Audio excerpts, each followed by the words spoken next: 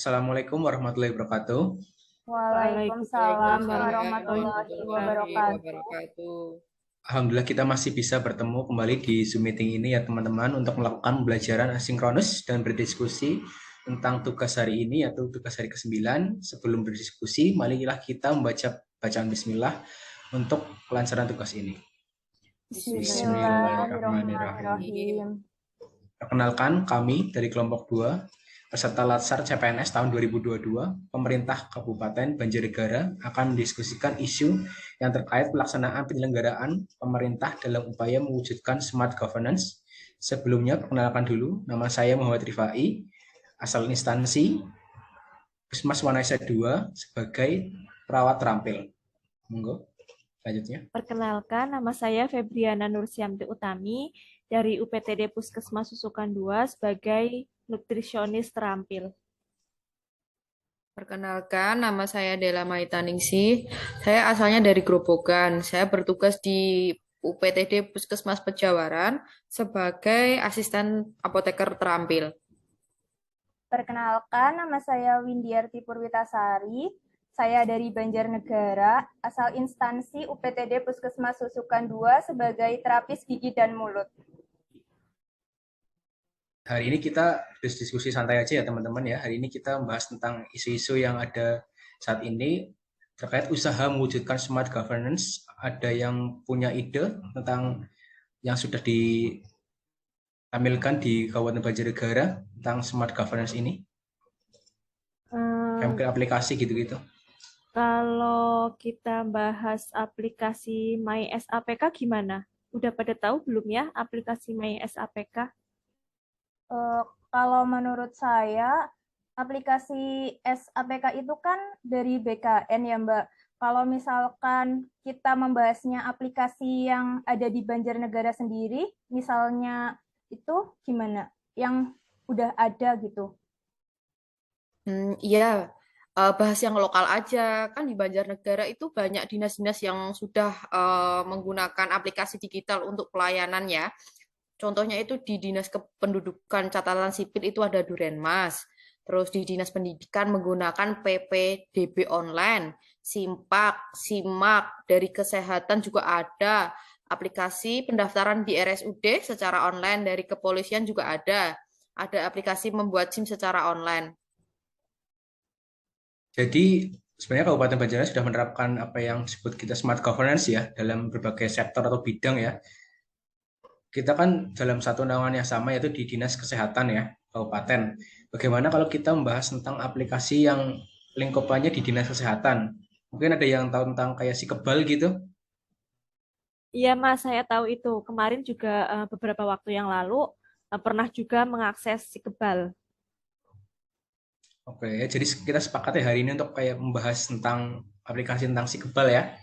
Sebelumnya saya akan mereview tentang gambaran dikit tentang aplikasi Kebal dalam rangka peningkatan pelayanan publik di Dinas Kesehatan Kabupaten Banjarnegara terutama dalam layanan perizinan, maka dibangunlah sinergitas layanan terpadu yang di dalamnya melayani perizinan berbasis digital atau Sikebal. Sikebal merupakan layanan perizinan yang berbasis digital Dinas Kesehatan yang dapat diakses melalui web maupun Android dengan alamat www.sikebal.com. Layanan perizinan yang ada di Dinas Kesehatan ada 31 rumpun dan secara bertahap diharapkan bisa terakses dengan Sikebal. Saat ini yang terakses atau yang disediakan di Sikebal hanya baru 14 layanan saja. Diharapkan pada tahun-tahun berikutnya bisa 31 rumpun ini bisa masuk semua gitu. Menurut teman-teman kalian tentang keefektifan si kebal ini gimana ya teman-teman ya?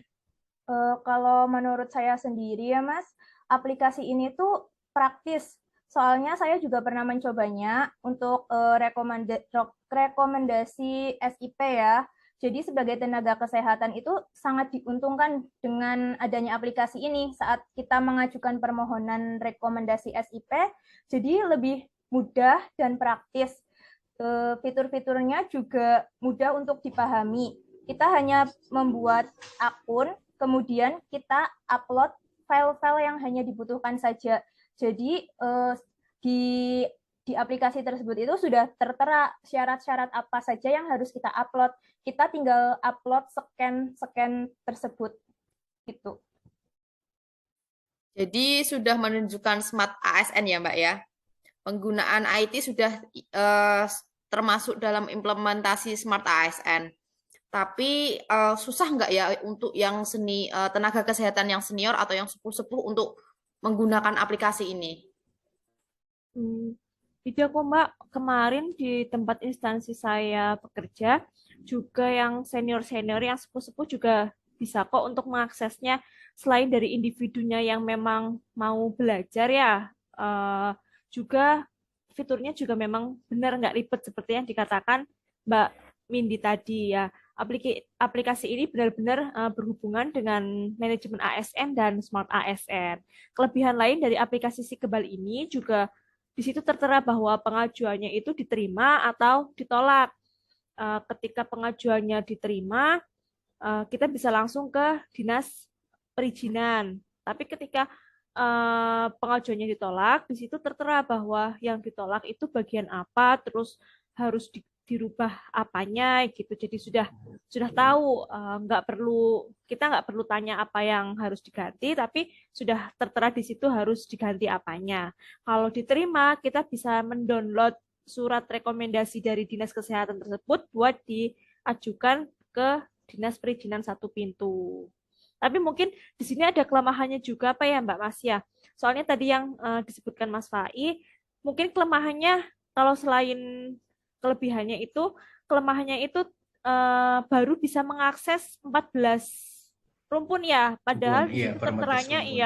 terteranya sudah banyak seperti itu. Mungkin bertahap kali ya. Oh iya, berarti sangat mempermudah sebagai tenaga kesehatan untuk membuat SIP, apalagi di masa pandemi kayak gini ya. Kita nggak perlu mengantri di dinas, tidak buang-buang waktu gitu ya. Ya, cepat. Lebih Wah, menarik ya. efisien. Menarik sebenarnya ya. Si kebal ini sebenarnya bisa membantu kita sebagai tenaga kesehatan untuk mengurus semua perizinan gitu. Pengetahuan saya kan setelah dari si kebal ini kan ada tahap proses berikutnya yaitu dinas perizinan. Kalau di dinas perizinan itu sebenarnya saya kan sebenarnya bukan orang asli Banjar. Jadi setelah dari si kebal ini untuk di perizinan itu gimana sih Mbak? Mungkin ada yang sharing-sharing gitu. Kalau yang di dinas perizinan itu berbasis web ya Mas ya, sama seperti yang si kebal ini. Di situ juga tertera lebih menariknya lagi untuk fiturnya. Kalau untuk yang di perizinan ini sudah terlihat bahwa perizinan kita itu sudah masuk ke back office atau sudah masuk ke kepala bidang atau sudah bisa diambil di situ sudah terlihat sampai mananya seperti itu. Tapi mungkin sama saja agak lama untuk waktu perizinannya itu membutuhkan waktu yang agak lama. Okay. Kalau yang tadi untuk yang aplikasi si kebal kan terhitung cepat ya, cuma berapa hari rekomendasi jadi karena mungkin lingkup dinas kesehatan saja. Tapi ketika sudah masuk ke dinas perizinan, kita memang membutuhkan waktu yang lumayan karena bukan hanya dari dinas kesehatan saja. Seperti itu. Mungkin gitu ya kelemahannya kalau di dinas perizinan jadi rada lama gitu ya karena nggak Iya. cuma ngurusin di lingkungan kita di dinas kesehatan gitu ya mungkin ya. Berarti ini kalau dinas kesehatan juga pakainya di dinas perizinan juga satu pintu itu menggunakan online berarti Mbak ya. Udah Iya, paperless gitu ya. sudah menunjukkan smart city. Smart ASN ya, smart governance. Smart ASN, smart governance, smart city. Ada pandangan lain tentang apa perizinan ini atau yang lain? Kalau menurut saya sendiri di dinas perizinan ini itu juga udah menerapkan itu ya tadi ya smart ASN ya terbukti dari integritas ya kayak yang Mbak Uut tadi katakan. Jadi tahapan-tahapannya itu terlihat sehingga itu menunjukkan adanya transparan datanya itu udah sampai mana itu jelas gitu sih. Bisa dilacak ya. Selain itu juga apa namanya untuk pelayanan publiknya sendiri itu semuanya bisa mengakses gitu loh. Jadi nggak harus datang ke kantornya, jadi kita bisa lebih hemat waktu, lebih efektif. Jadi kita bisa hal tersebut itu aplikasi atau web itu sudah apa namanya sudah bisa dijangkau dengan mudah. Jadi kesimpulannya Banjarnegara itu sudah menerapkan smart governance ya Ya. di semua layanan, Sudah. terutama layanan pelayanan pemerintahnya. Ya. Udah menjangkau semua ya. Mungkin sekian ya diskusinya teman-teman. Terima kasih atas semua pandangannya tentang semua pendapatnya. Semoga diskusi hari ini bermanfaat untuk kita semua, memberikan informasi dan wawasan yang bisa mengedukasi ke seluruh masyarakat. Sekian, wassalamualaikum warahmatullahi wabarakatuh.